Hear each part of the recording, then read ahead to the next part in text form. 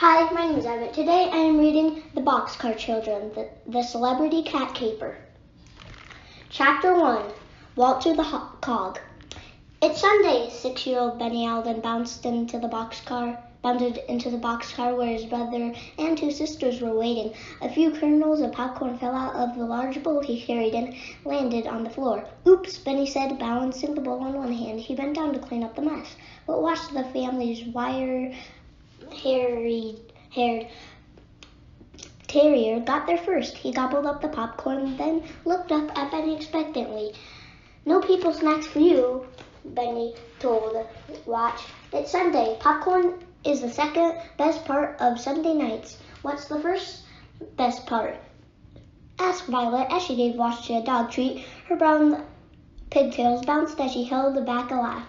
She was just teasing Benny. She knew watching funny videos was her brother's favorite part of Sunday night. The four Alden children were very close. When their parents died, they had been on their own. They had found an old boxcar in the woods and made it their home instead of living with Grandfather Alden. They had heard he was mean, but when Grandfather finally found them, the children quickly realized they had been wrong. He wasn't mean at all. Now the children lived with him in Greenfield, and the boxcar was in the backyard for a clubhouse. Benny grabbed a big handful of popcorn before passing it to his 14-year-old brother Henry, but lost a few more kernels. Oops, Benny said again as Watch ate the fallen kernels and lay down at their feet, waiting for anything else to drop. Jessie opened up her laptop. At 12 years old, she had a knack for finding interesting and useful information on the internet. It was Jessie who had first discovered the Walter the cat videos and shown the others. Benny took another handful of popcorn. I can't wait to find out what the cog was up to this week. Cog? Violet asked. Did you make up that word? Benny just grinned. I get it, said Henry. Cat plus dog equals cog. He reached over to ruffle Benny's short, dark brown hair. And Walter is a cat who acts like a dog. That's very clever, he said. I know, Benny said, but I didn't make it up. He unzipped his sweatshirt jacket to reveal a new t-shirt underneath. It was bright and beige. It was bright blue with a big picture of Walter, a sleek brown and beige Bengal cat. Under the picture was a single word in gold letters. Cog. It's from the mall, Benny said. I picked it out and bought it with my birthday gift card. He puffed out his chest so the others could see. Walter is a cog. Benny laughed. Soon he was laughing so hard he nearly fell into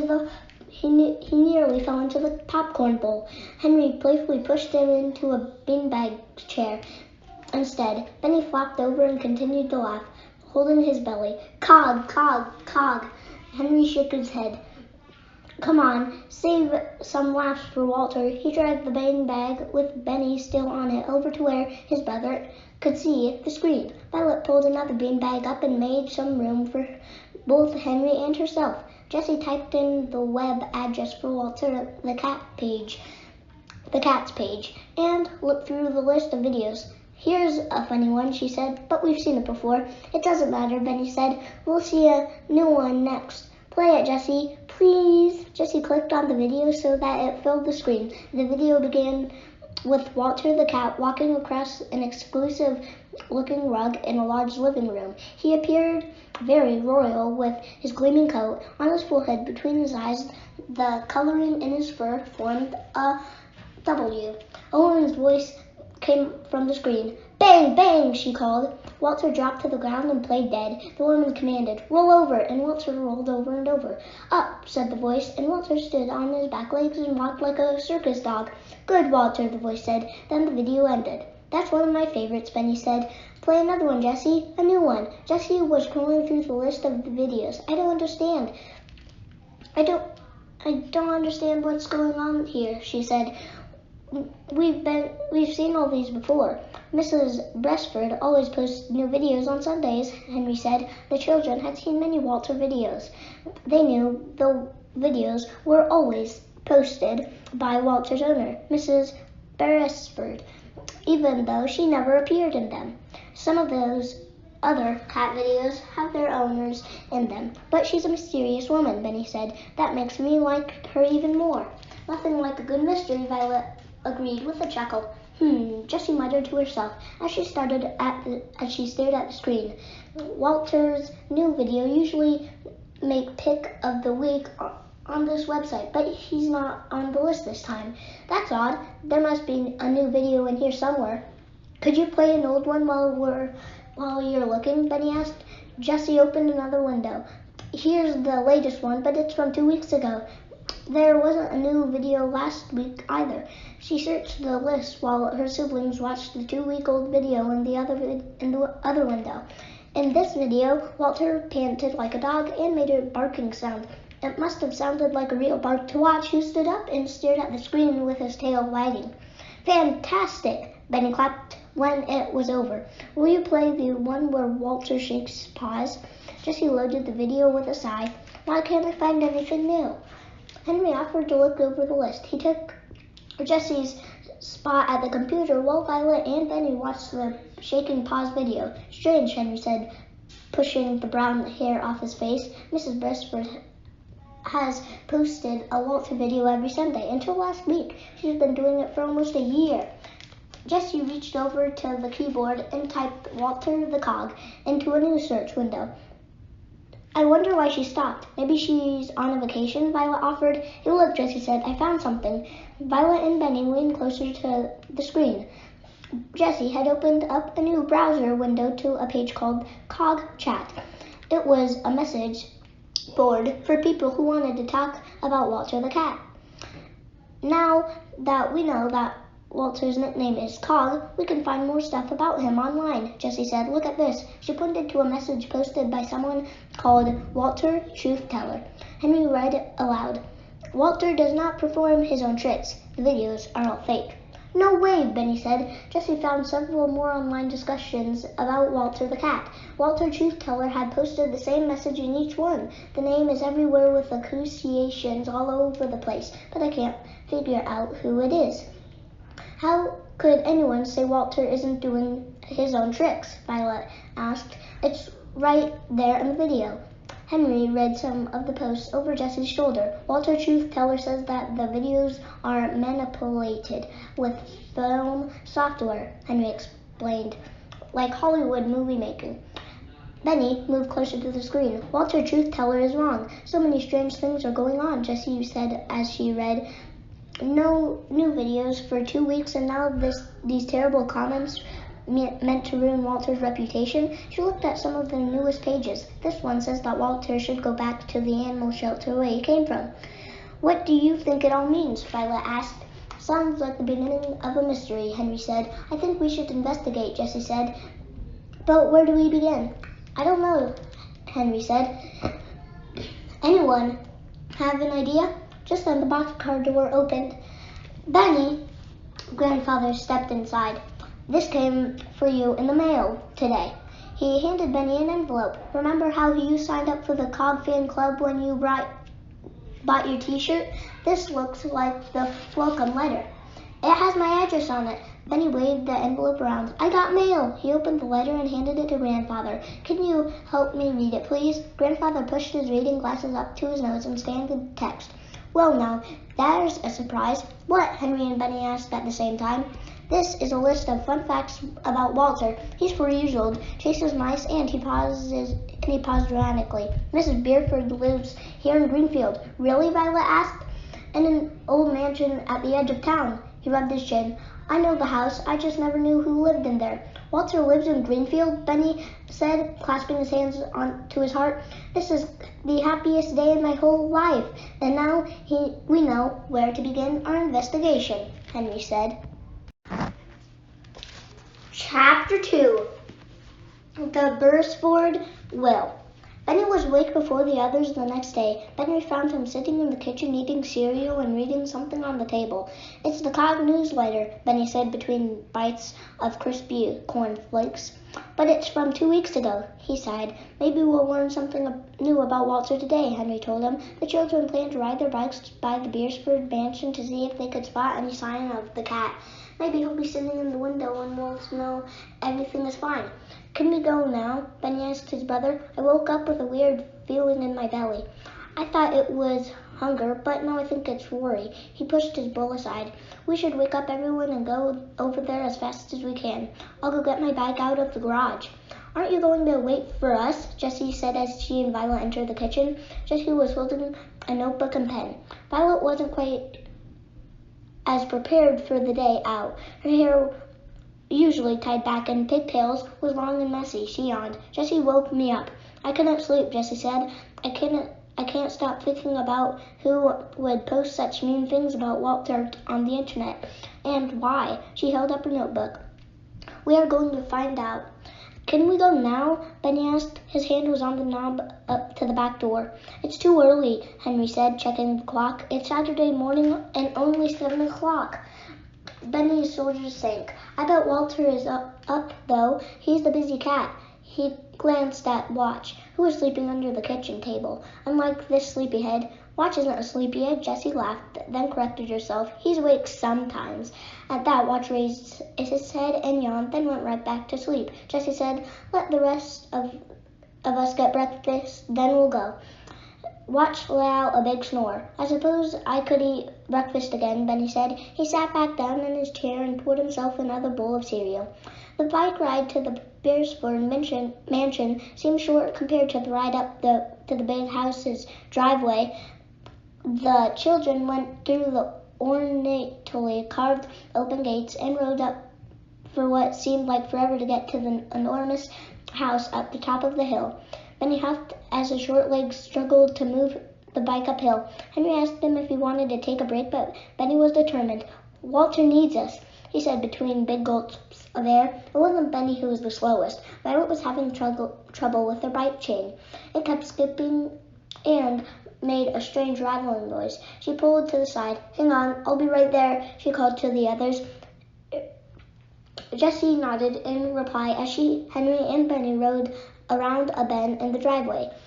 We'll wait over here, she called to Violet. Violet was fiddling with the chain when a noise behind her made her turn. A black limousine was moving slowly up the driveway toward the house. She moved over onto the grass to let the limo pass, but instead it slowed and stopped right beside her. The back window rolled down and a young woman peered out. She was in a black dress and hat with matching dark veil. Are you here for the reading of the will? She asked. Violet, still sweaty from the bike ride, glanced over at her t-shirt and jeans. It seemed pretty obvious to her that she wasn't headed to anything that required nice clothes. The will, Violet repeated, confused. The woman raised her veil. She was very pale, and Violet wondered if she'd ever been in the sun. She had light skin, light hair, and narrow eyebrows. Violet guessed that she was a college age. My aunt's will, of course, the woman said. Mrs. Beresford, she passed away 2 weeks ago. You mean died? Violet whispered. Oh, I'm so sorry. The young woman nodded. She simply died of old age. The doctor said her time had come. She lived a long and happy life, you know. Violet felt a little better hearing that, and now she knew why there hadn't been new Walter videos. But now she wondered about Walter. Who was taking care of him? The young woman interrupted Violet's thoughts. Well, if you aren't here for the reading of the will, why are you here? There's only one house at the end of the driveway. Violet didn't know what to say. We came about Walter, she stammered. That's good news. The cat must leave the house, the woman said. I assume you'll be taking him away with you today, then? We weren't planning to, Violet started, when Henry interrupted. Violet, he was biking toward her. Do you need help? The others are waiting too. Henry stopped pedaling and stared at the limousine. Violet quickly explained that today was the reading of Mrs. Beresford's will. This is her niece, she told her brother. Natalie, the woman said to them both. Natalie Beresford. I'm the daughter of Bella Beresford's brother. Henry nodded and said politely, Nice to meet you. Well, Natalie said, suddenly becoming impatient. Come along, then. If you are here to take the cat, I definitely won't stop you. I'm glad help pack I'll gladly help pack his stuff up. Leave the bikes and I'll have Geoffrey return to collect them. She opened the limo door to the children. Get in. Henry and Violet exchanged confused glances. Thank you, but we'll ride our bikes, Henry said. Our brother and sister are just ahead. Suit yourself, Natalie said, closing the car door with a bang. But you'd better hurry. The reading of the will begins in 15 minutes. The limo sped off, leaving Violet and Henry by the side of the road. She's odd, Henry said as they watched the limousine disappear, and she seems to hate that cat. Do you think she's Walter Truth Teller? Violet asked with a frown. Not that it matters anymore. This mystery is solved. Mrs. Beresford died, so that's why there are no new videos, right? I guess so, Henry said. He got off his bike to walk with Violet, and Walter Truth Teller might be trying to make Walter look bad, but if there won't be new videos, there's no point anymore. I know you're trying to find out who he is, he said. Benny is going to be so upset that there aren't any new Walter videos. What will we do on Sunday nights? They met Benny and Jessie at a cement bench beneath a large shade tree not far from the house. Henry told them the news about Mrs. Beresford and about meeting Natalie. Benny's eyes widened. Oh no, I'm sure Walter will be all right, Jessie sighed.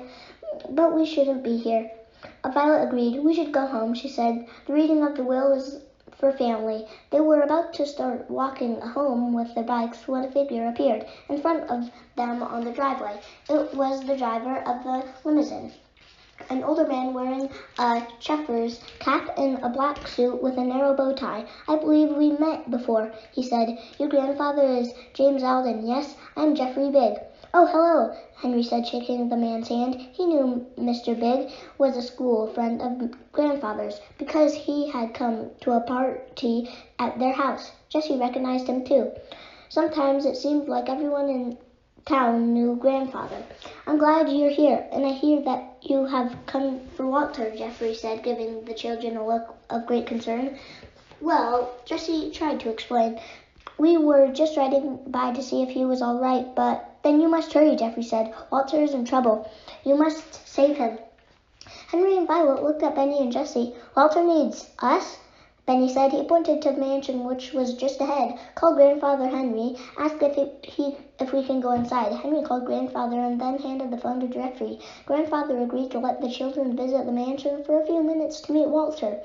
Then he would come pick them up once Violet's bicycle wasn't working.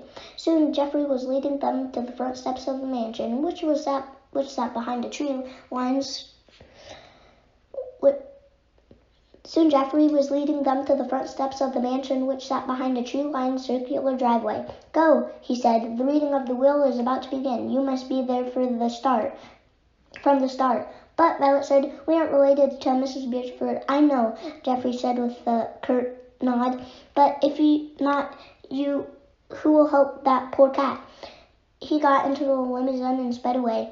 Things are getting stranger and stranger, Henry said, watching the car disappear around the back of the house. Whoa, Benny looked up at the huge mansion. He gasped. Then he tried to count the windows on front of the house.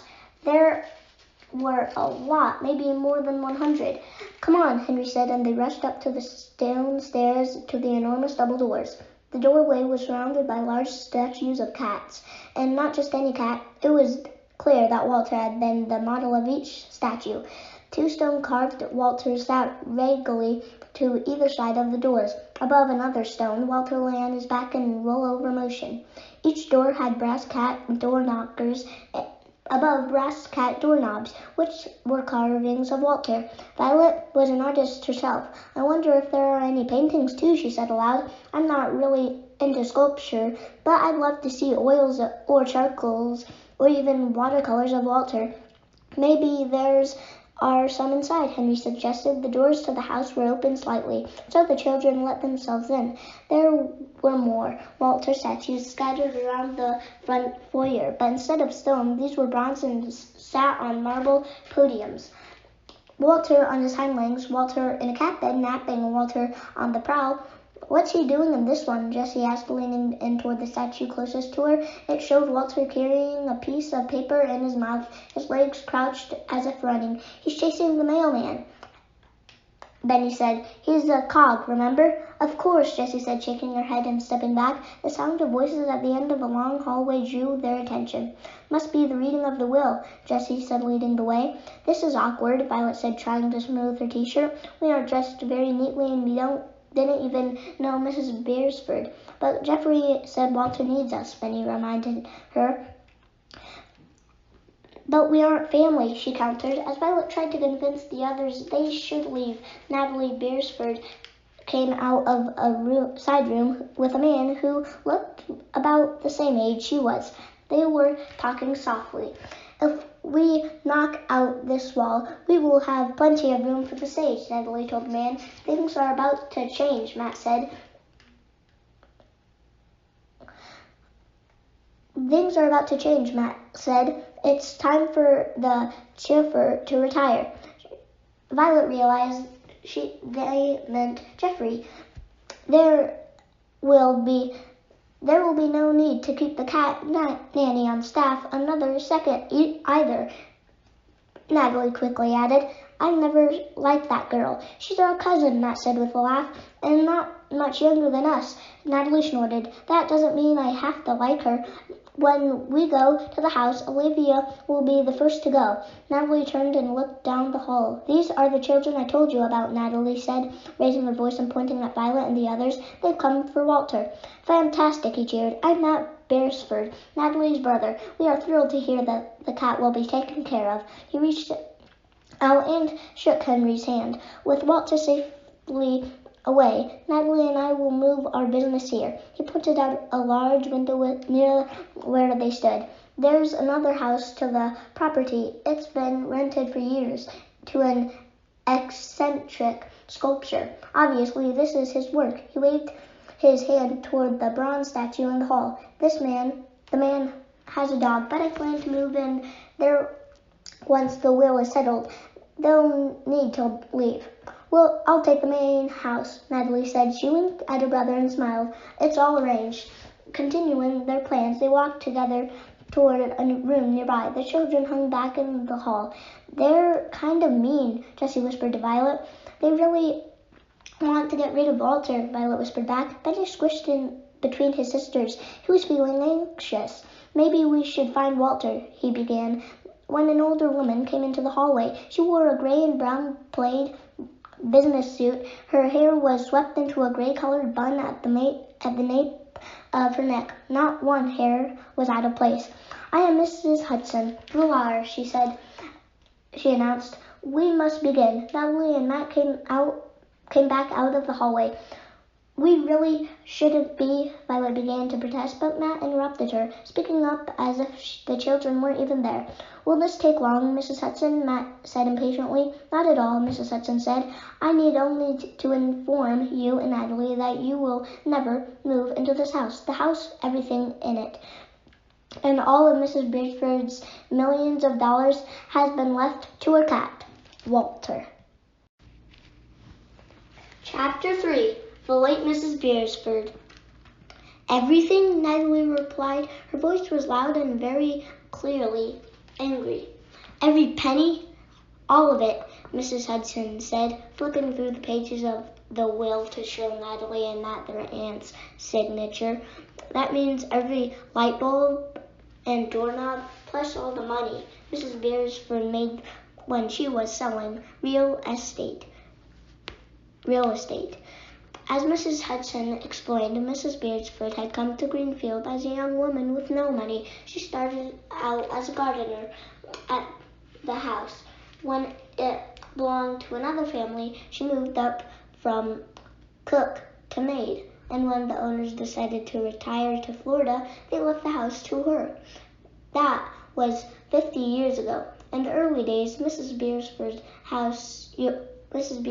used the house as an office to sell real estate and build up a very busy business, investing wisely and earning millions of dollars before she died. "How many dollars are we talking?" a voice came from the back of the room. Violet and Jessie quickly turned around. There was a young woman they hadn't seen before. She was in her early 20s, blonde with her hair curled over her shoulders, and was wearing casual jeans and a t-shirt. The Aldens wondered when she had arrived, and they couldn't help but notice the cat she was carrying. "Look, there's Walter," Benny whispered loudly. Natalie turned to him with a fiery look in her eyes. Of course she's carrying Walter," Natalie hissed. "Olivia Roby is the babysitter." "I prefer to be called the cat nanny," Olivia said as she crossed the room toward them. "My work is more important than just babysitting. I take care of all of Walter's needs." She turned to Mrs. Hudson. "Now," she asked, "exactly how many millions are we talking about?" Olivia turned to Walter in her arms so he was facing the children. She stroked the head and he purred like a normal cat. "Not an extraordinary video star." 50 million, Laura said. Natalie gasped. Matt's face turned red. "Wow," Benny whispered. "That'll buy you a lot of tuna." "And that amount doesn't include the house, jewelry, cars, or Walter's sailboat in Florida," Laura said. "Those are worth many more millions." She quickly added, "Of course none of those things can be sold. They all belong to Walter, and he must be allowed to vacation or go for a drive whenever he wants." Henry leaned over to Jessie. "Mrs. Hudson isn't acting like this is strange at all, is she? I mean, leaving a fortune to a cat and letting him decide when he wants to go out for a ride in the car?" "It's definitely odd," Jessie agreed. "Not to me. I am no ordinary Laura," Mrs. Hudson said, overhearing. "I specialize in pets." She shot a stern look at Natalie and Matt. Let me assure you the will is solid. No court will counter it." She grinned. "I'm the best lawn in Greenfield. That's why your aunt hired me." She turned to the young woman and added, "Olivia, you will remain on staff, well paid to care for Walter, and Jeffrey Bigg cannot be fired, ever." "Wow," Benny exclaimed. "Mrs. Beersford loved Walter so much," Mrs. Hudson said. "She wanted him to have the best." Natalie raised her hand to ask a question. "What happens when Walter dies?" Benny reached out and squeezed Henry's hand. "She's not going to kill him, is she?" he whispered. Mrs. Hudson heard Benny's question and said, "In the event of Walter's death, all the money will be given to the animal shelter where she first adopted her cat." She turned the will's pages to Natalie and Matt so they could see the signature. "I see that Jeffrey Bigg is not at this meeting." Mrs. Hudson turned to Matt. "I assume you told him he wasn't needed since you thought he would be fired this afternoon." He frowned. "I might have suggested he start packing." She nodded. "I must go find him then and tell him to unpack." And with that, Mrs. Hudson swept from the room. Just a moment later, Natalie turned on Olivia. "You're behind this. I know you are," she shouted. "You hate that cat." Olivia put a hand over Walter's ears. "You're scaring the kitty," she said. "Stop yelling, cousin." "Don't call me cousin," Natalie screamed. "You're related by marriage, not blood. I know you influenced the will. You came here without any money, and now," she pointed to Walter, "thanks to that cat, you live in a mansion and are being paid more money than you could dream of. All you have to do is babysit." "Cat nanny," Olivia corrected. "I am much more than a babysitter, and in case you've forgotten, I went to college. I have talents that you only wish you had." As her voice got louder and louder, Walter started squirming in her hands, so she set him down. He took off down the hall. "Look what you've done," Olivia raised her voice. "You scared him away." "I hope he ran away forever," Matt broke in. "You don't deserve that cat. I know what a liar and cheat you are." "I am not," Olivia countered. The fight got louder with more shouting and a lot of name-calling. When Natalie threw a glass plate across the room, Benny covered his ears and shivered.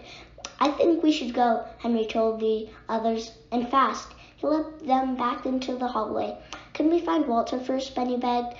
He really did seem scared by all that shouting. "I was scared too."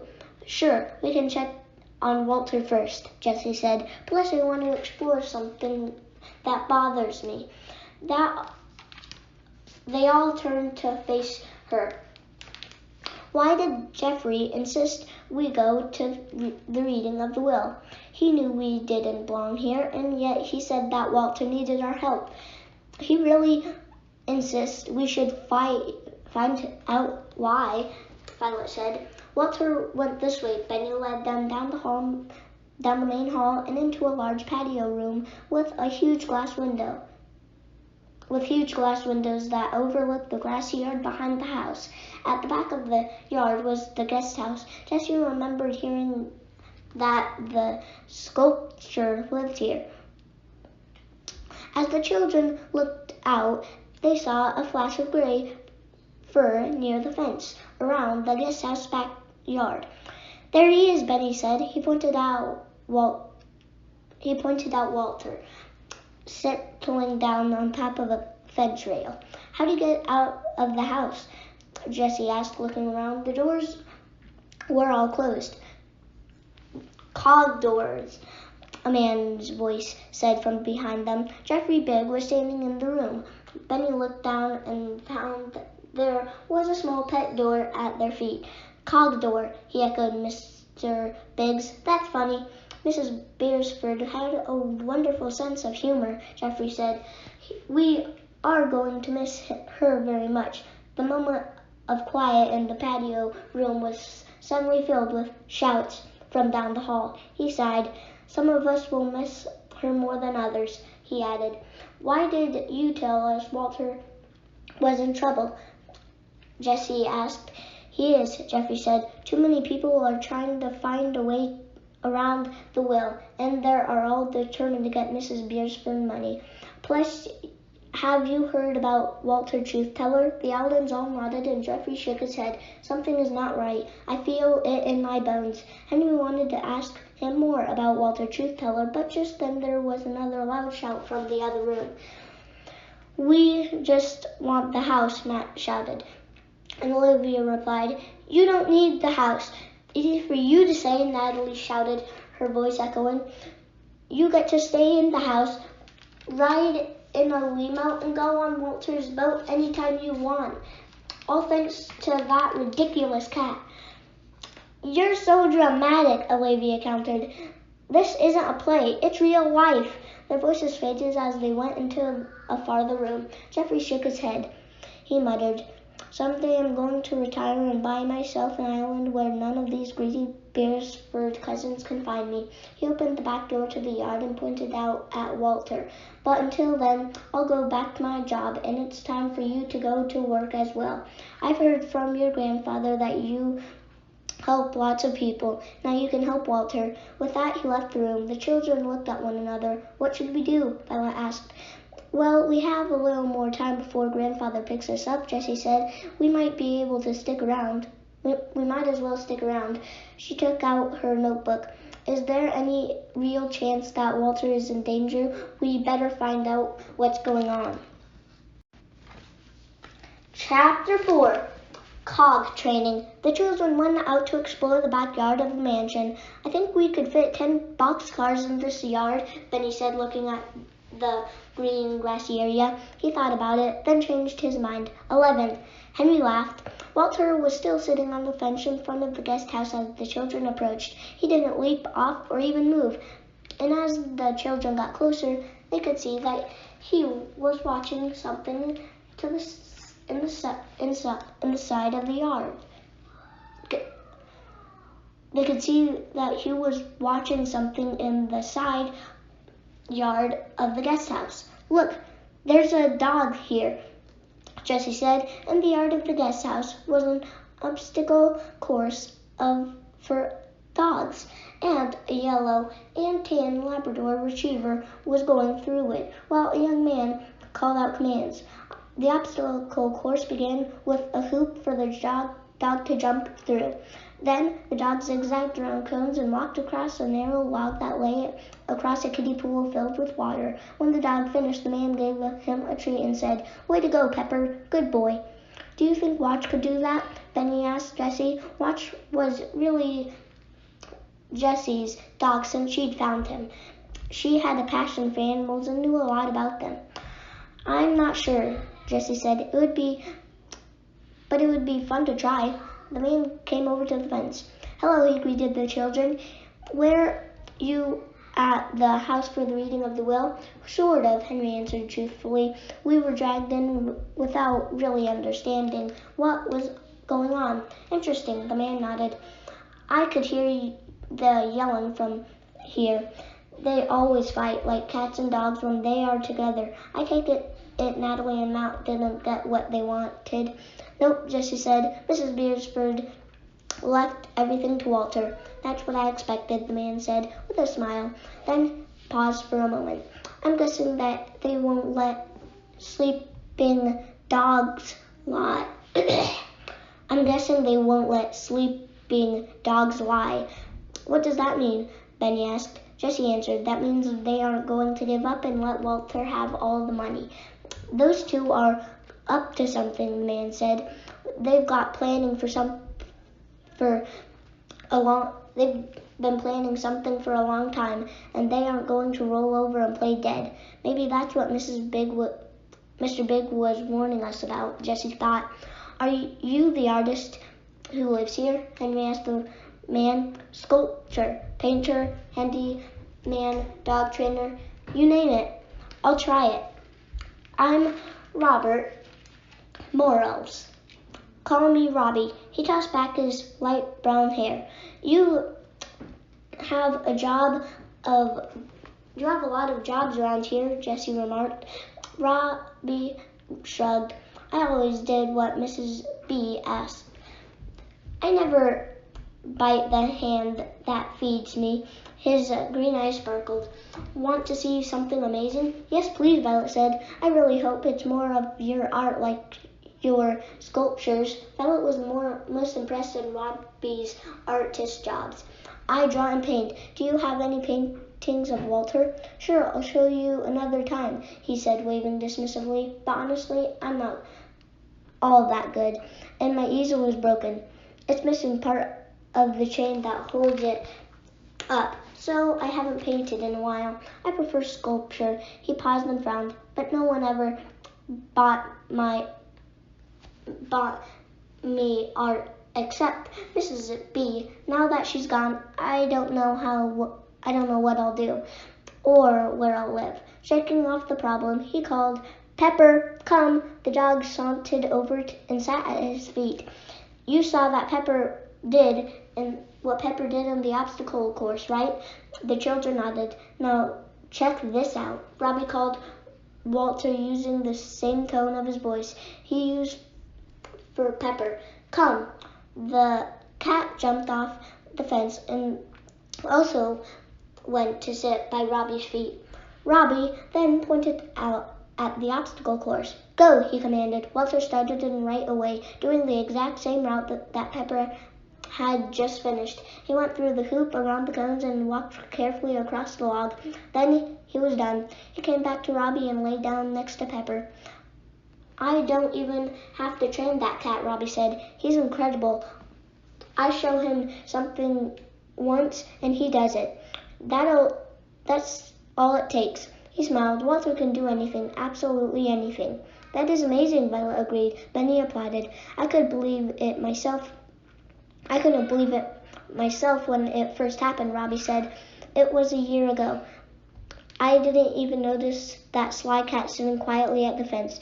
When I finished with Pepper, Walter simply jumped down into the yard and did everything I'd been working on, just like the dog. And to my surprise, without any mistakes." "How long has Walter been watching? Was he alone?" Henry asked, glancing back toward the house. "I thought Olivia was always supposed to be with him." "Olivia, the babysitter?" Robbie snorted. Cat Nanny, Violet corrected. The Eldons realized just then that Olivia hadn't come looking for Walter yet. But wasn't that her job? Sure, Cat Nanny, Robbie repeated. She's worthless. If she wasn't family, she'd have gone back to wherever she came from a long, long time ago. It was one of those days when she'd lost track of Walter again, and of course, like a million times before, Olivia was nowhere to be found. Mrs. B came looking herself. She loved that cat like a dog loves a bone. That was when Mrs. B saw Walter copy all of Pepper's tricks. Was she surprised? Asked Jessie. She said that she didn't realize you could teach an old dog new tricks. He laughed. I told her that Walter was an old cat, so it didn't apply. Robbie chuckled again, holding his belly. No one knows how old that cat is, but he sure can learn tricks. That's for sure, Violet said. Robbie went on. Mrs. B asked what else he could do. I don't know.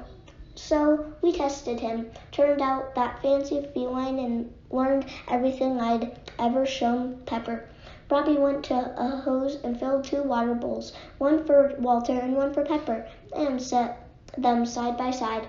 Mrs. B wanted to make videos. I helped, and the rest is the internet history. Jessie turned to a clean page in her notebook. Can I ask you some questions? She asked Robbie. We've been warned that something bad might happen to Walter. Do you have any idea why someone might hurt him? I can't imagine anyone hurting Walter. He's the best cat ever, but I guess if I was forced to say why someone would hurt him, well, someone might want the mansion, Robbie suggested, adding quickly, and the millions. Henry asked, Did you know there is a Cog fan club? Nope, Robbie said. But then again, I suppose every dog has his day. Violet told Benny, that means anyone or anything can be famous for a little while. Benny thought about that. Henry said, Mrs. Morals, is there any way the videos are fake? Did Mrs. Beersford know how to use movie-making software? Robbie stared at Henry as if he was talking nonsense. You just saw Walter do the obstacle course with your own eyes. Did that look fake to you? Write that down, Jessie, Benny told his sister. Walter's not fake. Finished with her questions, Jessie closed her notebook. It's getting late.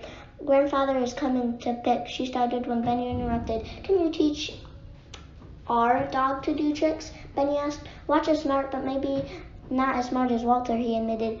Jessie protested. Watch is super smart.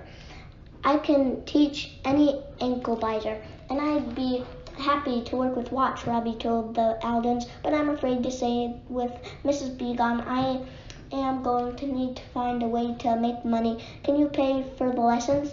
The children moved aside to talk about it. I'll use my allowance, Benny said eagerly. I want to see Watch do tricks like Pepper and Walter. Henry thought about it. I can contribute too. It's a good idea. This way we can come back and investigate what is going on around here. We should come back, Jessie said, tapping her notebook. I'll put in my allowance too. We need to find out if Walter is really in danger. Violet agreed to add her money. They went back to Robbie and agreed to set a date for the first lesson. How about the middle of next week? Robbie said. I'm going to be out of town for a couple days. No problem, Henry said. I can't wait, Benny cheered. This is going to be so much fun. Just then, Olivia came running out of the house toward them. Oh, there you are, she said, snatching Walter from the fence. Then she sneezed. Pulling a tissue from her pocket, she rubbed her nose and told the Aldens, your grandfather called. He'll be here to pick you up in a few minutes. You'd better go out front and wait for him. Jessie wondered why Olivia was in such a hurry to get them to leave. As they walked out the front door, the children saw a police car pulling into the circular driveway. What's happening? Violet asked. Olivia wrung her hands. Mrs. Beresford's prize diamond necklace is missing. Chapter 5. A Jewel Thief. As soon as they'd come home from their visit to Mrs. Beresford's mansion, Jessie and Henry tried to find out more about the missing diamond necklace, but after 4 days, they'd found nothing. I checked the newspaper again today, Henry said as they sat in the Boxcar Clubhouse after breakfast, but still no mention of the theft. I looked on the local news website, said Jessie. Nothing, and of course nothing new on Walter's website either. I wish we knew what the necklace looked like, Henry said. Violet, who had been reading in the corner, looked up from a book. Oh, she said, pulling a folded white paper from her pocket. You mean this necklace? The drawing was a beautiful golden chain with a large pendant. She'd used glitter to make the diamond shine in the sunlight that streamed through the boxcar window. How did you know what the necklace looked like? Jessie asked, leaning in close. It's gorgeous and very, very, very valuable, Violet told her. Worth more than $1 million. But how do you know so much about it? Henry asked. We looked for hours last night and didn't find anything. Violet smiled. Remember when Grandfather picked us up at the mansion and you and Henry were helping him get our bikes into the van? Well, Benny and I were waiting by the police car. Benny was busy looking at the cool lights on the car, but I was busy listening. She winked. She touched the drawing, knocked a little glitter to the floor. I overheard the police officer saying Mrs. Beresford owned the hot house diamond. It's famous. She pointed to her art. I looked it up in the library yesterday while you were reading. Clever Violet, Henry said, tugging on one of her pigtails. Let's take the drawing with us when we go back to the mansion today. You mean for Walter's first lesson with Robbie? Jessie asked. That's today. Suddenly the door to the boxcar slid open. Today's the day. Benny rushed into the Boxcar Clubhouse with Watch on a leash. I wonder, though, Violet said, as she put the drawing back in her pocket. With everything that is going on at the mansion, what if the lesson is canceled? It's not, Henry said as he adjusted Watch's collar. Robbie called last night. He said that his trip was a success and he was back at the guest house. And that he can't wait to meet Watch. Watch is a natural, Robbie told Jessie. You said he was smart, and he is. So far, Robbie had Watch roll over, play dead, and fetch sticks from the yard. Now was time to show him something more difficult. Okay, Watch. Robbie took out 3 small glass vials. I have hidden a few toys in the yard. Each one has a unique scent. I'm going to let you smell the vials, and then you have to get the toy that matches the scent, not one of the others. Can you handle it? Watch tipped his head. It seemed as if he understood the directions and was nodding. Walter was sitting on the fence, and Benny thought he saw Walter nod too. Can Walter do this trick? Benny asked Robbie. He's the best at it. Robbie leaned over and whispered, Pepper gets distracted and usually brings the wrong things, but he tries his best. He finds all kinds of treasures in the yard, though, from old balls to strange-looking rocks. Why are you whispering? Benny asked. I don't want Pepper to feel bad about it, Robbie said. He's sensitive. Benny put his hand on Pepper's head and said, Don't worry, you're a smart dog. He then turned his attention to Watch. Robbie showed Watch a picture of a pink teddy bear. Dogs are colorblind, you know, he told the children. They knew that. They rely on their sense of smell, Jessie said. This is asking them to single out one particular odor. Police dogs do it all the time, and bloodhounds. Did I mention I am also a scientist? Robbie said add it to my job list. I have been working with dogs and scent fetching for years. You're right, some special dogs can do it, but most aren't trained, and often they're like Pepper. He wants to play rather than do training tasks. He had Benny pick up one of the 3 veils in his hand, watch smell it, then took it away. Pointing to the center of the grassy lawn, Robbie commanded, "Fetch!" Watch bolted forward to the far corner of the yard. He sniffed around some logs. Robbie said, "The toy's not over there." He gave Benny the veil. "It smells like cinnamon." "Be patient," Jessie said as Watch moved to the other area in the yard where there was a small vegetable garden. "It's not there either," Robbie said. He looked over at Walter. "I know you know where it is. Don't smile at me like that, crazy cat." "Is he smiling?" Benny asked, looking into Walter's face. The W marks in his eyebrows seemed to wrinkle. "It's hard to tell." "Oh, he's smiling for sure," Robbie said. Suddenly, Pepper took off across the yard, past Watch, toward a storage shed near the house. He stopped and started sniffing along the ground, digging with his paws. "He's off the scent," Robbie said. "That's where I keep my art supplies." "I have no idea what that dog is looking for." He turned his attention back to Watch. "My dog's off on his own adventure, but your dog has some woof." Watch was behind a small patch of roses. Doggone it.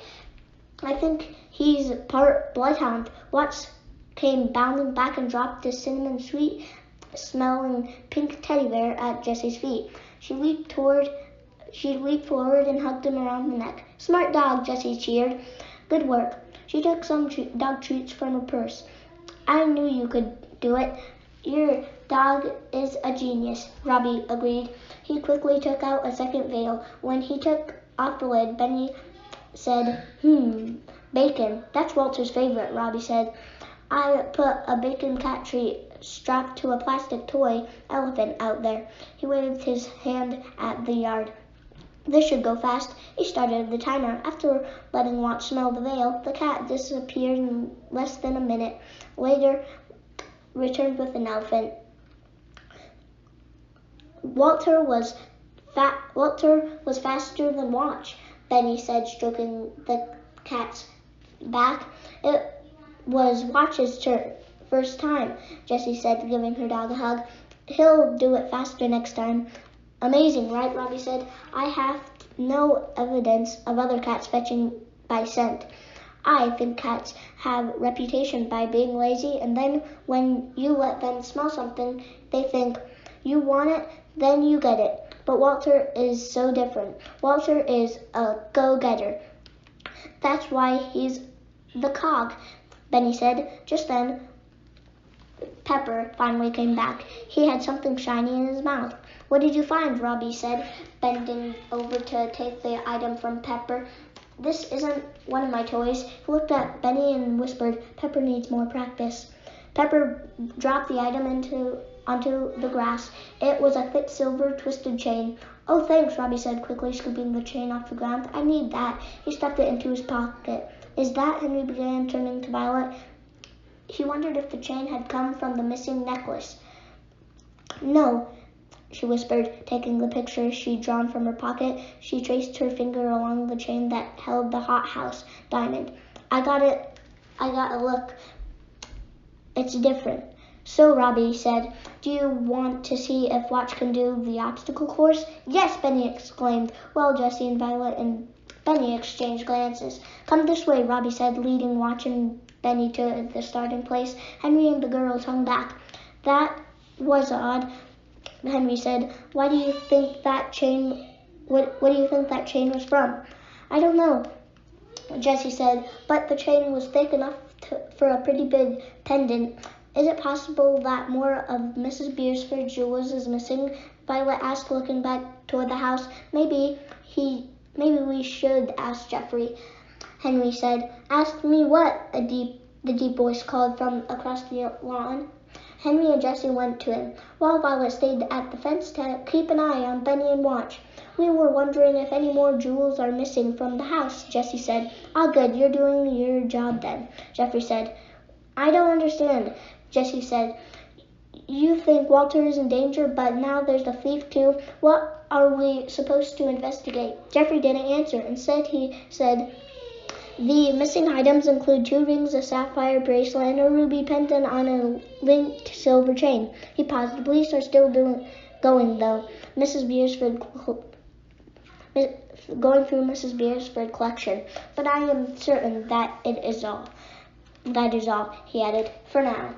Do you think whoever has taken the jewelry is also out to hurt Walter? Henry asked. Jeffrey shrugged. Solving mysteries is your job, not mine. Jessie looked at Robbie and thought about how quickly he snatched up the heavy silver chain. Is Robbie the thief? I don't think this will be so easily solved. Jeffrey pinned his eyes on Jessie. Wouldn't you agree that right now everyone is a suspect? I suppose, she said, though the man seems to talk in riddles. Even you? He nodded and agreed.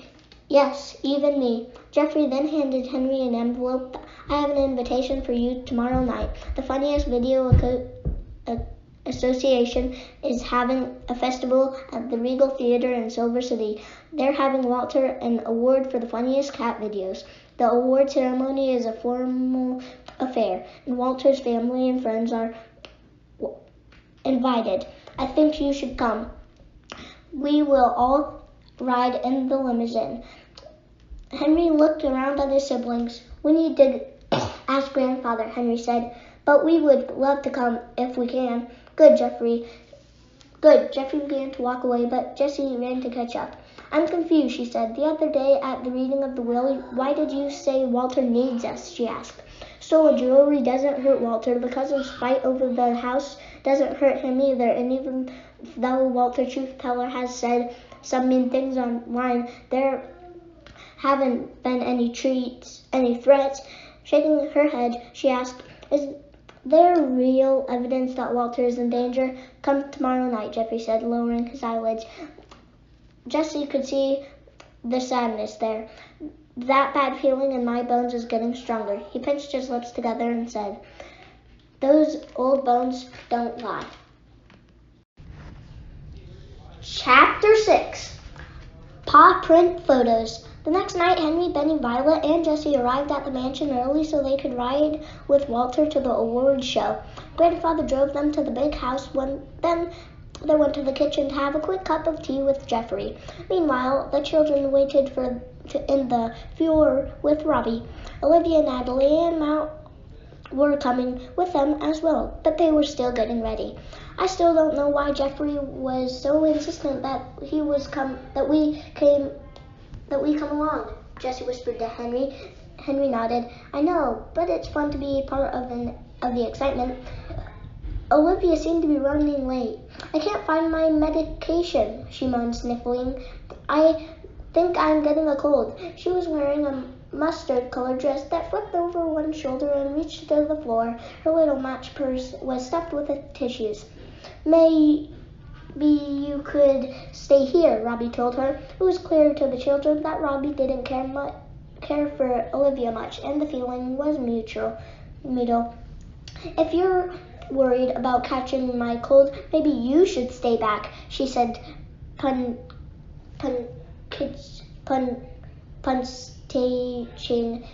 the thought with a loud sneeze. He said, get a mask. Get a life, she retorted. She turned toward the grand staircase and called for Walter. Come! Violet couldn't help but notice that Olivia was wearing a large blue sapphire necklace. It doesn't take an artist to know that pendant clashes with their dress. She told Jessie in a whisper. Olivia seems very fashion conscious. I'd have thought she'd pick something with bits of yellow, like topaz maybe. I bet it's really real, isn't it? Jessie said. Suddenly, Natalie burst into the foyer, followed by Matt. You took it, Natalie shouted, pointing to Olivia. She marched to her cousin. With high heels clacking on the marble floor, and grabbed the necklace. Olivia coughed. "Stop it, you're choking me!" Olivia was wearing a blue dress. Violet was certain she picked it to match the sapphire necklace. "That's my aunt's pendant, and I was going to wear it tonight. You thief!" She tightened her hands around the necklace. Olivia gasped for air. "Whoa, that's enough, Natalie!" Matt broke up the battle by dragging the sisters away. "First, you can't make accusations while the police are investigating missing jewelry. And second, if you choke Olivia to death, you'll go to jail. And then you'll miss the award show," Benny added. Natalie turned to glare at him. Matt pointed a finger straight at his sister. "You need to lighten up, Natalie. I also lost everything when that will was read. But until Beola's wishes are sent, nothing more to do about it. Go on, borrow another of Auntie's jewelry from Walter. I'm sure he won't mind if you wear a necklace tonight." "We will wait. I wanted that necklace," she said, growling at Olivia and muttered, "Thief." "It all belongs to Walter now," Olivia retorted, "and borrowing the necklace for the evening from my favorite cat does not make me a thief." She turned to Matt. "Thanks for helping. Everyone around here acts like I am the bad guy. All I have done is to take care of that cat. In the will, I was rewarded for my good work. I'm not evil." "I'm not so sure." He shook his head. "I'm still on Natalie's side, but I just didn't want her to strangle you." Olivia huffed. "Well, I am on Walter's side." She gave a small smile. "Auntie Beulah gave me a job, and no matter what you and your sister think, I will do it. I am not a thief. I love this cat, and I deserve everything I have been given." With that, she sneezed again. She walked over to the staircase and called for Walter again. "Come," she said, in the same tone a voice that Robbie used. At the sound of the command, Walter slipped quietly down the stairs and stopped at Olivia's feet and sitting at attention. "Just like I taught him," Robbie told Henry. Olivia bent and placed a diamond-studded collar on the cat. The stones glittered, creating little rainbows along the walls and floor. "Now we're all dressed up," murmured Jessie. She and Violet were wearing their favorite party dresses, and Henry and Benny were wearing their best shirts. Benny was wearing a tie. Watch, who was sitting in the limousine, had been given a bath and was wearing a fresh collar. "Well then," Olivia said. The fabric of her dress crinkled as she headed to the door. "Time to go." When the limousine reached the Regal Theater, the children could see a red carpet that had been laid out front, all the way to the curb. A small crowd of fans had gathered up the sidewalk, and there had been reporters with cameras. Usually Violet didn't like crowds, but she was relieved to get to the theater, since the whole ride had been awkwardly silent. Nobody from Beresford Mansion, Natalie, Matt, Olivia, and Robbie, had said a word to one another. Jeffrey steered the limousine over to the curb and pulled up to the edge of the red carpet. "Walter will get out first," he told the others. "Wait with Olivia." At that, Natalie sighed loudly.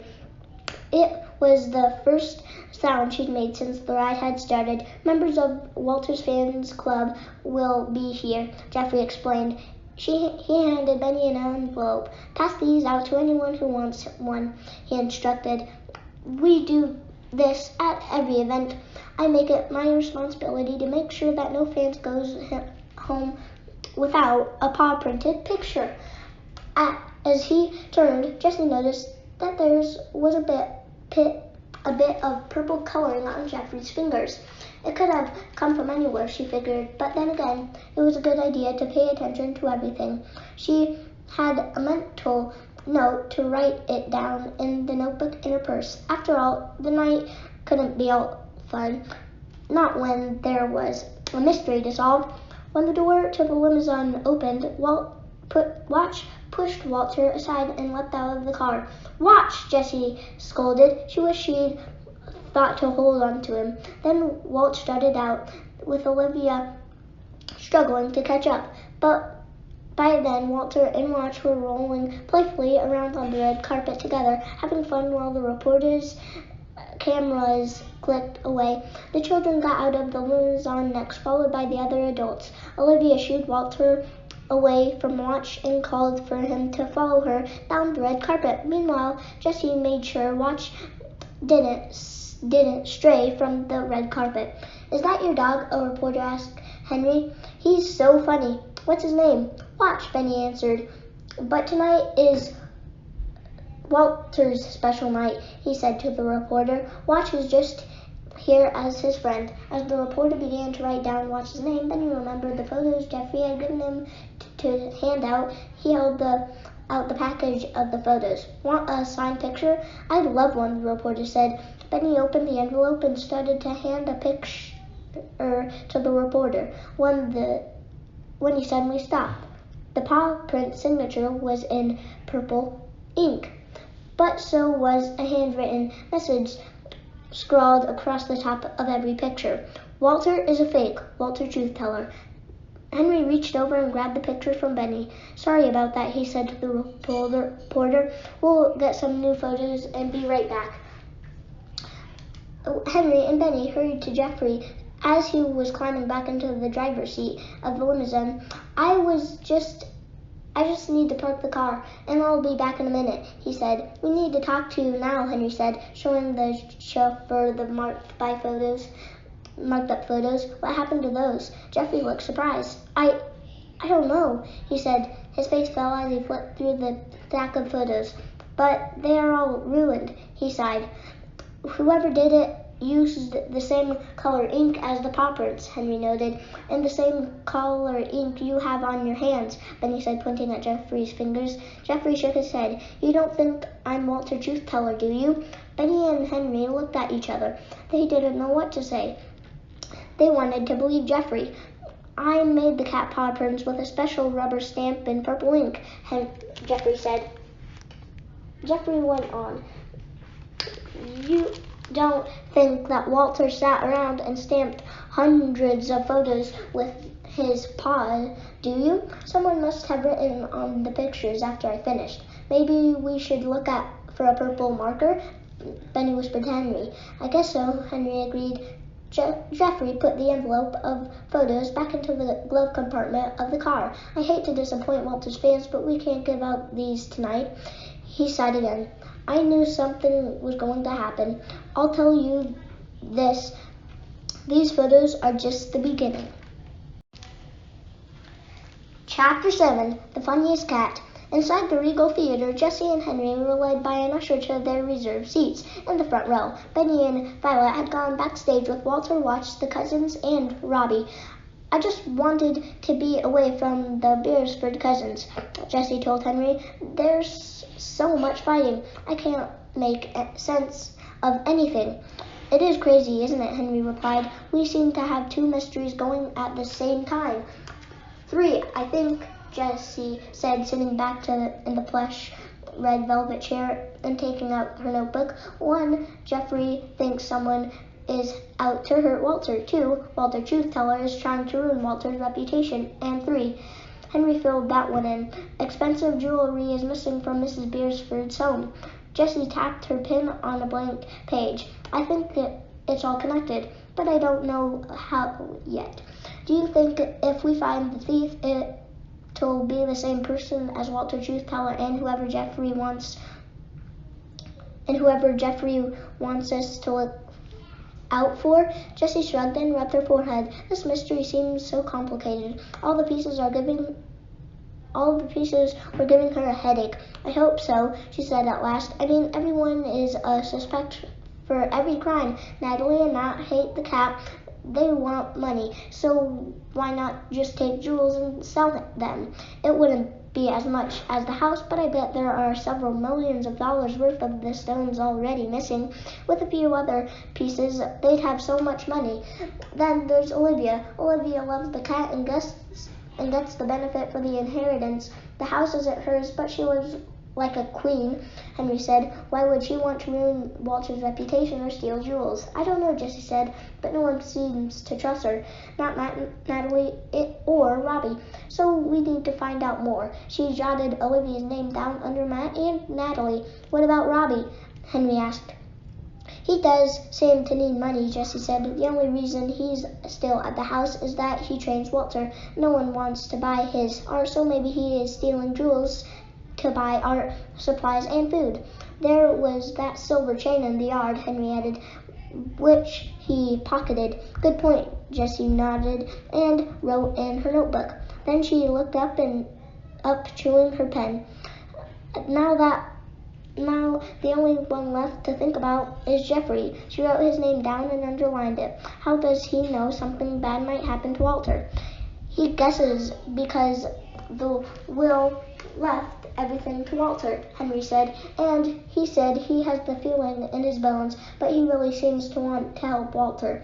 Jessie shook her head. But maybe that's only because if something happened to Walter, Jeffrey is out of a place to live and a job. That's true, Henry said. Or maybe he's going to get rid of Walter himself, then go live somewhere fancy with money from selling the necklaces. He'd be so rich. He'd never have to work again, Jessie said, then paused. I just realized something odd. Jeffrey said that 2 rings and a sapphire bracelet were stolen too. How did he know exactly what items of jewelry were taken? That is strange, Henry said. Plus the ink on his fingers makes me wonder if he is Walter Truth Teller. What do you mean? Jessie asked. If Walter isn't famous anymore, then nobody will notice if he ends up back at the cat shelter. Then Jeffrey could sneak away in the night, sell the necklaces and rings, and go by that island he mentioned. Jessie wasn't so fast to agree.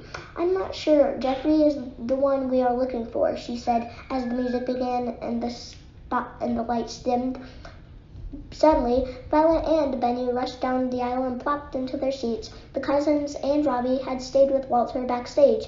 I met so many famous cats backstage, Benny said, bouncing with excitement. There was one that plays piano and one that paints and one that surfs and a whole cat band, Violet added. We left to watch backstage with Robbie, she added. He growled a little when I tried to bring him out here. Watch and Walter are BPFF, Benny said. Best pet friends forever, he laughed. After a short welcome by the president of the Funniest Video Association, a video began on the screen. It's a new Walter video, Benny said. Benny was so excited. I've seen them, but all I can tell from the beginning. I've seen them all, but I can tell from the beginning. I've never seen this one. Violet leaned over to Jessie. I have a bad feeling. There can't be any new videos. Who made it? Maybe Mrs. Beresford made it before she died, Jessie said. But a second later, it was clear that this was no ordinary video. The opening scene was from the day the Aldens had their lessons with Robbie. Watch had been cut out, but there was a footage of Walter sniffing the scent of the toy and then fetching it from the yard. Then a voice boomed. Impossible! The voice had been disguised by a computer, so it didn't sound like a man's voice or a woman's. It was rough and harsh indeed. It is impossible that a cat can fetch something so far away from a scent. Dogs fetch, cats don't. Not even Walter can do that. The video changed to show a green screen, the kind used to film special effects, and a cutout photo of Walter with a toy in his mouth dancing across it like a cartoon. The audience gasped. That's not fair, Jessie said under her breath. We saw him fetch that toy for real. The video was trying to make it seem like Walter's trick was only a fake special effect. There was no fetch, the video said. You've all been tricked. Walter Truth Teller tells the truth. Benny jumped up in his seat. It happened. We can prove it. Before Henry could stop him, Benny had rushed backstage. Someone had turned the video off and the lights went up. But a moment later, Benny was standing in front of the screen holding Walter in his arms. I don't know why anyone would say those terrible things about Walter, Benny told the crowd. He does all his own tricks. I saw him with my own eyes. Robbie came out onto the stage and joined Benny, who looked over at Violet and Jessie and Henry in the front row. How are we going to do this? I'm not prepared. The trainer looked panicked. I'm in the dog pound here. I know what to do, Violet said softly. Jessie, do you have perfume in your purse? No, Jessie said, but Natalie is standing near the bottom of the stage. I bet she might. She and Matt seemed to be as shocked as the rest of us, Henry said. Jessie noted their expressions. It certainly didn't look like either of them knew about the video. In fact, Natalie looked so angry that Jessie thought that maybe sending Violet over there was a bad idea. It's okay, Violet said. I'll tell her I'm going to help. Violet went to Natalie and sure enough, she had perfume. She delivered it to Robbie and explained her idea. His eyes lit up and he said, Benny, take Walter off stage and make sure he can't see the audience. Robbie then took the perfume into the crowd and asked the man for his wallet. He put a drop of perfume on the wallet, then put the wallet in his wife's purse.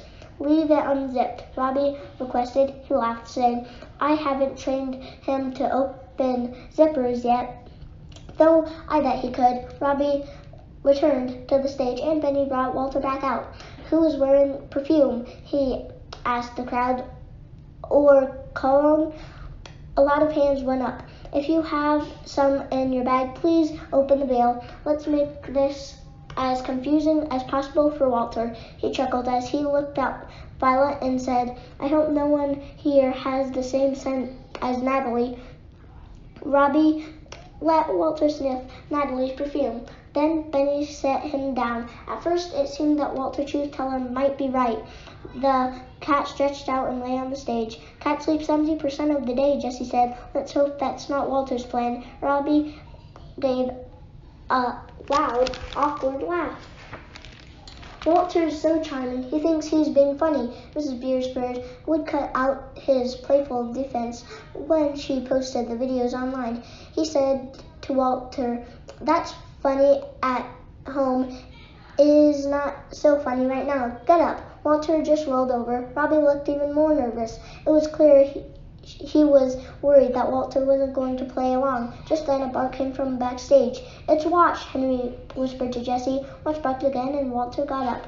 Watch barked once more and Benny ran off stage to get the dog. I think Watch is encouraging Walter, Jessie said. Sure enough, Watch came on stage and pushed Walter with a nose.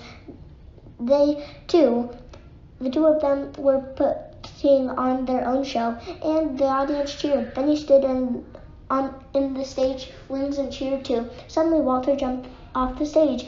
He crept into the audience, slipping under seats, crawling over armrests, until he found the wallet and brought it back to Robbie, carrying it in his mouth.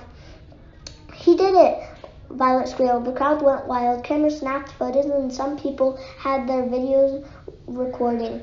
Watch went back over to where Benny waited in the wings. It seemed as if he knew it was time to give Walter the spotlight, or maybe he was just tired from the excitement. Good dog, Benny said, giving his head a scratch. Meanwhile, Walter had brought the wallet up to the stage. He made a sound like a barking dog, lay down, and started chewing on the leather. Robbie snatched up the wallet and held it high. Walter leaped up for a few times on his back legs, then lay back down in his snoozing position, curled in a ball on the stage. Whoever Walter Truth Teller is, you now know the truth. Walter is the real deal, Robbie shouted. The audience burst into applause. Robbie returned the wallet to the owner, then climbed back on stage amid a standing ovation for Walter. I trained him, Robbie announced proudly. A lot of puppy love goes into everything that cat does. You can call me and get an appointment for your own dog or cat. I'm in business." The applause continued as Olivia took the stage to accept Walter's Funniest Cat trophy. As she accepted the award, the children went backstage to look for Watch and Benny.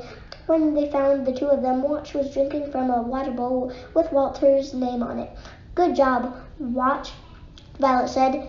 "Seems like the night is a success," Henry said. "It sure is," Jessie said. She couldn't tell the others until they were alone, but now she was sure that Robbie was the jewel thief. He had just revealed his trick of stealing the jewels. Chapter 8: The Cat Burglar. The fighting started in the limousine on the way back to the Beersford mansion. Olivia was carrying the big Funniest Cat trophy, and Natalie wanted it. "I'd like to have it for sentimental reasons," she told Olivia. "Since you stay at the house with Walter, it's only fair that I get to display the trophy at my apartment." "You're ridiculous." Olivia pulled the trophy away and shoved it behind her back. She had to lean forward, but the trophy was hidden in the folds of her coat. "The trophy belongs to Walter, and everything that belongs to Walter is in my care."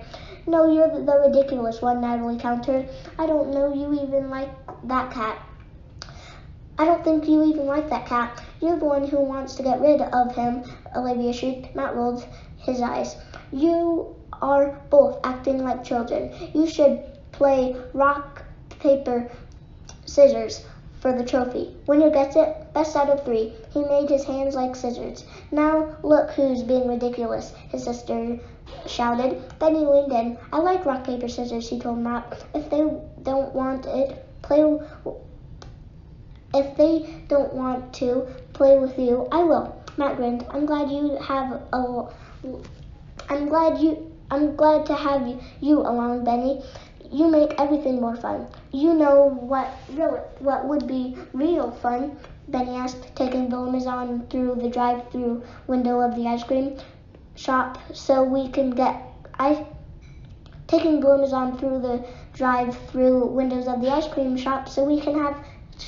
cones. "I bet Walter would love ice cream." Jessie started to protest. It was too late, and they needed to get to talk to Robbie alone and solve the jewelry mystery. Maybe they'd get lucky and find out he was Walter Truth Teller too. "I don't think," she began. Natalie interrupted. "I believe ice cream is a wonderful idea," she said. They asked Jeffrey to make the stop. "I bet that Walter loves ice cream." She put her hand on Walter's head. He was sitting between Olivia and the window. "Sugar is not good for cats," Olivia countered. "Walter likes ice cream," Benny said, petting Watch's belly. "It's delicious for everyone." Olivia sighed. "Fine, just a small cone for Walter." Reaching into her bag, Olivia took out a tissue and sneezed. As she put the tissue back, a small bag of cat treats fell onto the floor.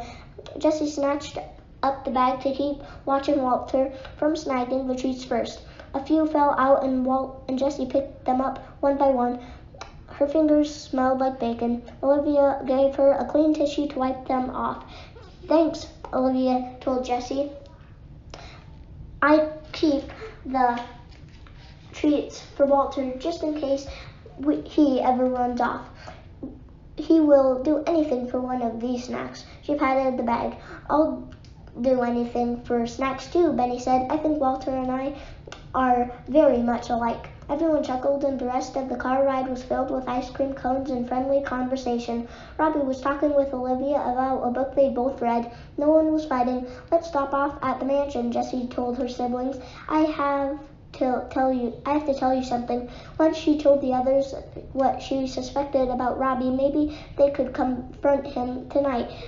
Then the case would be closed, or one of the cases at least. Benny sighed. "My tummy's full and I'm tired." He took off his tie and put it in his coat pocket. "It's just one more stop," Jessie said. "Why are we here again?" Henry asked as they stood in front of the guest house where Robbie lived. Robbie had gone inside. Robbie's the thief," Jessie said. "I'm sure of it. He needs money. He didn't get anything in the will, so it makes sense he's stealing. He went on a trip for a few days right after the jewels were taken. Maybe to sell them." Henry said. There was a chain in the grass in his yard that matched the description of the ruby chain, Violet said, but she didn't sound convinced. And he is the one who taught Walter to fetch, Jessie insisted.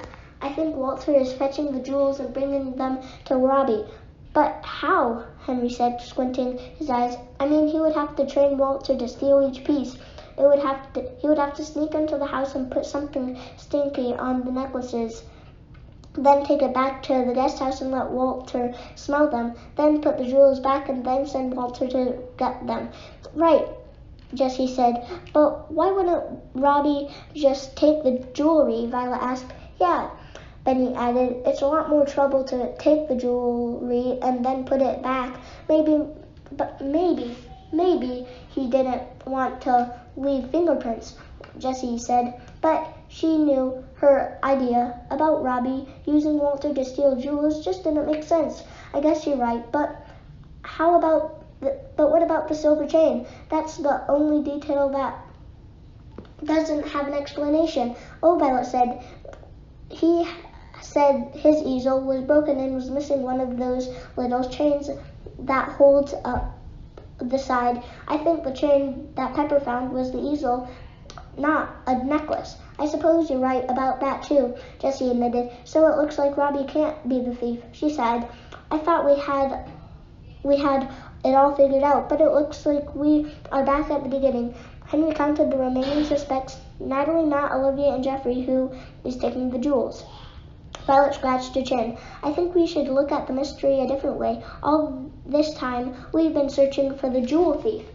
Let's look for Walter Truth Teller instead. She nodded her head slowly. If we figure out who is trying to prove Walter is a fake, and why, I bet we will solve this entire mystery. Chapter 9. Walter Truth Teller. Saturday morning was Watch's last lesson with Robbie. We are all out of allowance, Benny said, sitting on the fence, so he could see Watch jump through hoops. I'm sad. He glumly began to unwrap a cheese stick that he had brought as a snack. I'll take over the training, Jessie said. I've been watching some dog training videos on the internet, and I think I can get Watch to do some amazing things. Can we record him doing them? Benny asked. We could start our own video channel.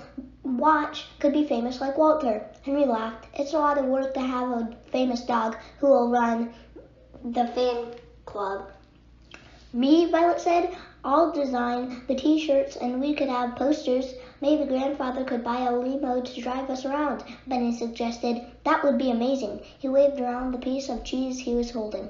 Henry laughed even harder. I'm sure we'll want to do that. I'm sure he'll want to do that.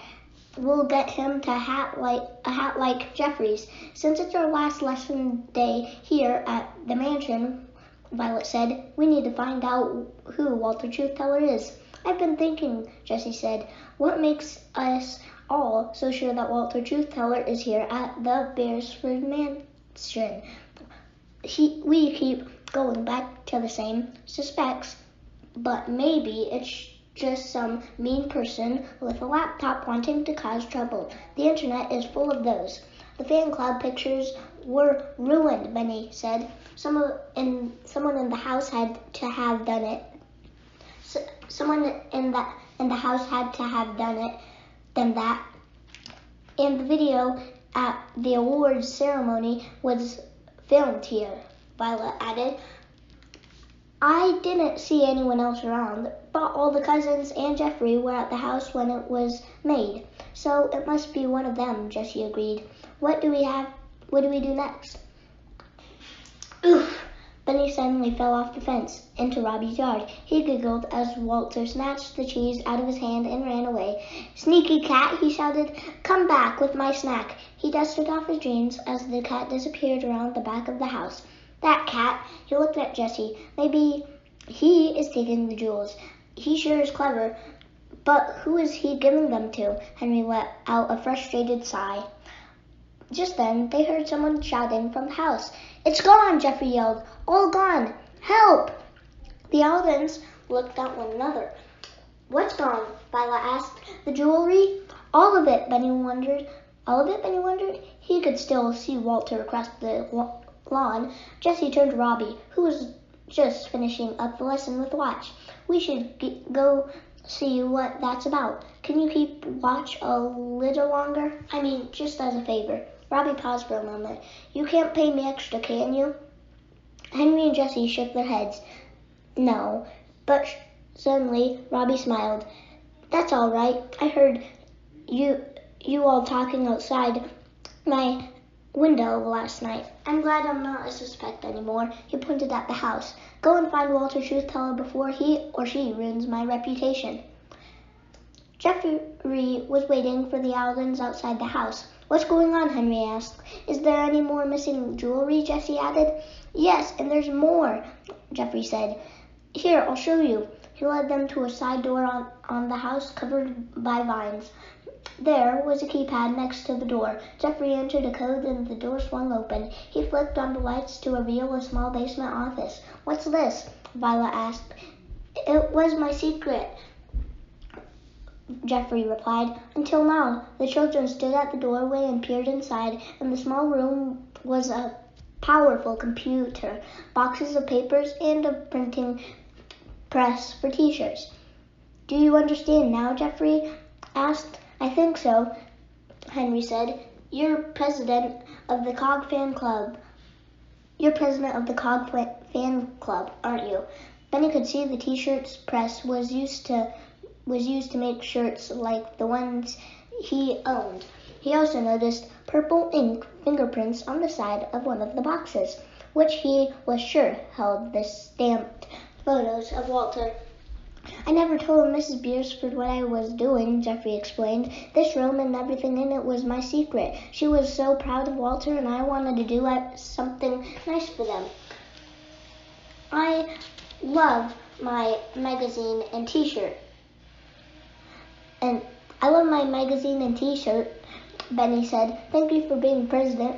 I gave all the money the club earned to the shelter, just like Mrs. Beersford would have wanted, he said. She was such a lovely woman. I just don't understand why anyone would want to ruin Walter's reputation online. Jessie felt a chill. Did Walter Truth Teller strike again? What did he say now? Henry asked. What did he say now? Henry asked. It's worse than that. Jeffrey sat down at his computer and logged in. Everything is gone. Mrs. Beersford's videos, the fan club website, everything. It's like Walter no longer exists online. He looked frantically at the screen, clicking the mouse and shaking his head. I knew something bad was going to happen. I told you my bones never lie. Someone must have hacked your system, Jessie said. Do Matt or Natalie know computers well enough to do this? Henry asked. It would take an expert to get it done.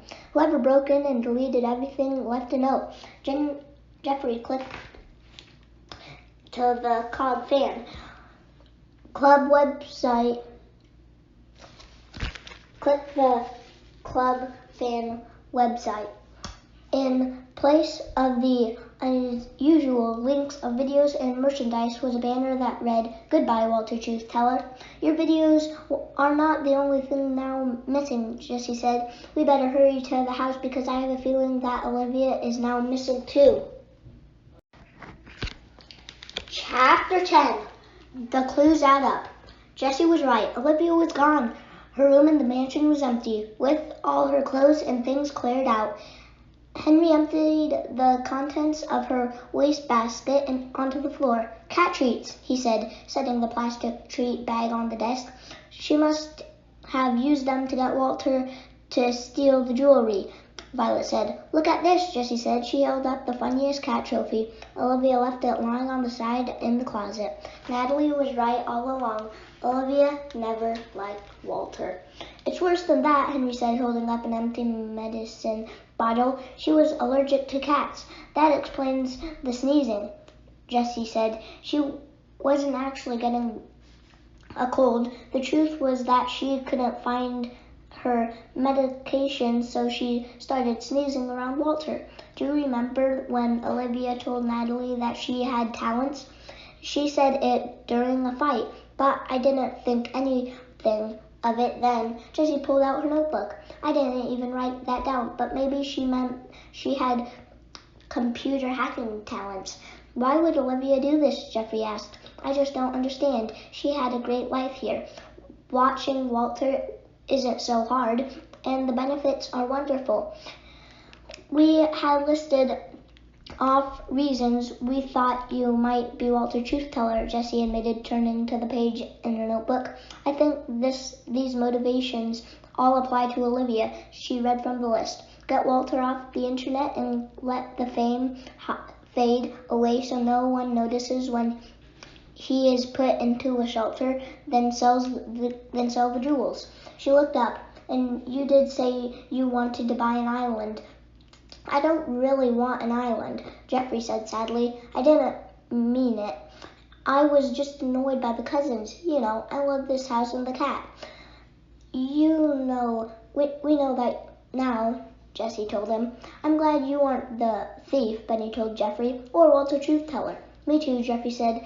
He then added, but Olivia didn't wait until Walter's fame faded away. If Walter wasn't famous anymore, she might have been able to get the jewels and sneak off like a cat in the night. I think she got impatient, Jessie said. No one believed Walter's tricks were fake, especially not after Robbie training show at the award ceremony. She picked up the trophy and said, Olivia just decided to hack the system, remove all traces of Walter, and run away. I knew something was up. My bones started rattling the instant I saw Walter Truth Teller appear in the comments for the fan club, Jeffrey said. Then you came along. He glanced from Henry and Benny to the girls. I was so glad that you were here to help, he sighed, and now we know the real truth behind everything. What do we do now? Benny asked the others. Olivia ran away. We call the police, Henry said.